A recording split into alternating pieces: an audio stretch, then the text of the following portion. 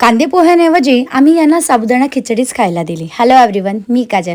तसं आमचं arrange marriage आहे. शादी.com या प्लॅटफॉर्मला आम्ही भेटलो. त्यानंतर वडिलांनी सासऱ्यांना फोन लावला, माझी सगळी माहिती त्यांना दिली, यांनीही मुलाची माहिती दिली. त्यानंतर पत्रिका बघितली गेली. पत्रिका मॅच झाल्यावर पुन्हा एक फोन झाला की आपण आता भेटायला हरकत नाही आणि साधारण मार्च महिन्यातली 20-22 तारीख असेल त्या दिवशी भेटायचं ठरलं. आता तो पिरियड म्हणजे कोरोना पिरियड होता, त्यामुळे अख्खा कुलकर्णी परिवार मला भेटायला काही आला नाही. तेव्हा मला बघायला फक्त आई, पप्पा आणि अंकुर असे 3च जण आले होते. तो दिवस म्हणजे चतुर्थीचा दिवस. माझ्या माहेरी सगळ्यांचा उपवास असतो, त्यामुळे आम्ही यांना कांदे पोहे देण्याऐवजी साबुदाणा खिचडीच खाऊ घातली. पण मात्र यांचे कोणाचे उपवास नसतात हे आम्हाला त्या दिवशी कळलं.